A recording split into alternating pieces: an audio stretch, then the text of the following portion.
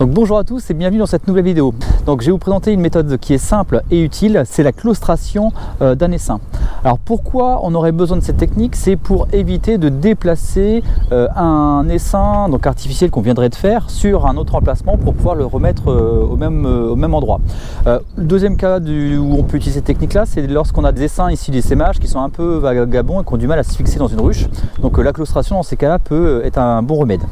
Pourquoi on claustre un essaim? Alors il faut savoir que les abeilles elles mémorisent leur emplacement, c'est-à-dire qu'elles vont être capables de retourner dans leur ruche si on les déplace. Donc si vous créez un essaim artificiel et que vous le déplacez à 5 ou 10, 20 mètres, les abeilles d'elles-mêmes retourneront à leur emplacement initial parce qu'elles auront calé leur GPS avec des repères dans leur environnement, la forme, la couleur de leur ruche.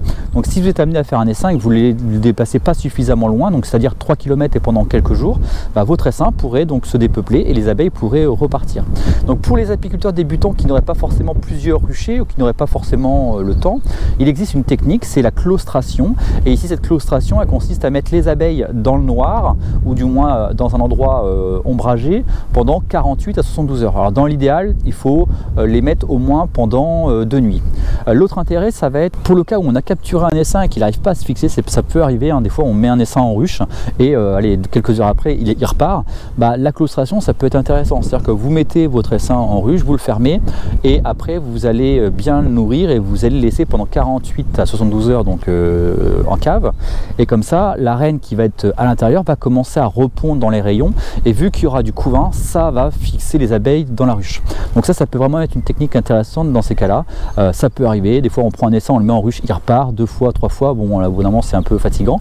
Donc si vous arrivez à le mettre en ruche et que vous êtes sûr d'avoir suffisamment d'abeilles, voilà, claustrez-le pendant 48 à 72 heures, ça pourrait être la solution pour qu'il ne reparte pas. Les conditions pour que la claustration fonctionne bien, donc il faut que les abeilles soient, donc comme je l'ai dit tout à l'heure, entre 48 et 72 heures, donc au moins 2 nuits dans le noir ou dans un endroit ombragé. Alors les précautions à prendre, ça va être qu'il va falloir quand même que votre essaim, entre guillemets, soit ventilé, qu'elles aient des aérations, parce que si vous mettez une population assez conséquente dans une ruche, il risque de s'échauffer et les abeilles pourraient mourir asphyxiées, surtout si on a un plancher comme ça aéré qui est en dessous. Si les abeilles commencent à mourir et aller au fond, vous êtes sûr que votre essaim va s'asphyxier. Donc dans l'idéal, essayez donc d'avoir un modèle aéré. Alors il existe aussi vous pouvez faire un couvre-cadre grillagé pour éviter tout risque en mettant un petit nourrisseur. Le deuxième point aussi à surveiller, ça va être la nourriture. Vu qu'elles ne vont pas pouvoir sortir pendant 48 à 72 heures, il va falloir que votre essaim ait suffisamment de réserve pour survivre. Donc n'hésitez pas à les nourrir avec un petit sirop léger, comme ça va déjà les occuper et au moins ça va leur permettre de les nourrir, également de les hydrater parce qu'ils ne pourront pas aller chercher d'eau pendant 48 à 72 heures. Une autre petite chose que vous pouvez faire, surtout si vous créez un essaim artificiel, ça va être d'éviter de prendre trop de butineuses. C'est-à-dire que lorsque vous faites votre essaim artificiel, laissez votre couvre-cadre ouvert, chargez votre essaim avec de jeunes abeilles, ce que j'appelle les abeilles d'intérieur, les abeilles qui ne sont pas encore trop entre guillemets orientées. Il faut quand même faire attention à ça, c'est que si vous mettez trop de butineuses, elles vont vraiment s'agiter, elles vont vouloir sortir de la ruche et elles risqueraient de créer un stress et vous pouvez faire mourir la colonie par rapport à ça. Donc si vous le pouvez, évitez de mettre trop de butineuses, essayez de faire avec votre essaim avec beaucoup d'abeilles d'intérieur, ça va éviter de créer un stress superflu parce que d'abord les abeilles d'intérieur, elles, comme leur nom un petit peu l'indique, sont des abeilles qui resteront à l'intérieur, donc elles ne sortent pas à la base. Donc là, le délai de 48-72 heures, ça va pas forcément les déranger plus que ça de ne pas sortir. Donc faire attention à les mettre dans un endroit sombre, ventilé, pas trop chaud pour éviter que s'asphyxie entre guillemets, faire attention à la nourriture et si possible ne pas mettre trop d'abeilles butineuses. Donc au bout de 2 nuits, entre 48 et 72 heures, vous allez pouvoir donc comme cela remettre votre essaim à l'emplacement choisi.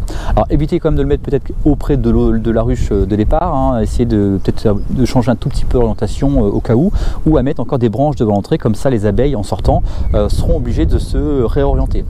Donc voilà, je vais en avoir terminé avec cette vidéo pour une petite technique qui peut être intéressante à connaître.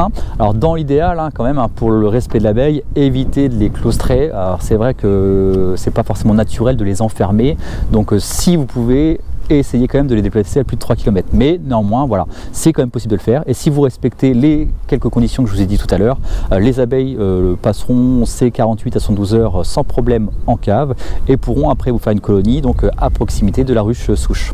Donc si cette vidéo vous a plu, donc n'hésitez pas donc à la liker, à vous abonner à la chaîne si ce n'est pas encore fait, hein, ça coûte rien mais moi ça me fait très plaisir et ça me permet de savoir si mon contenu plaît.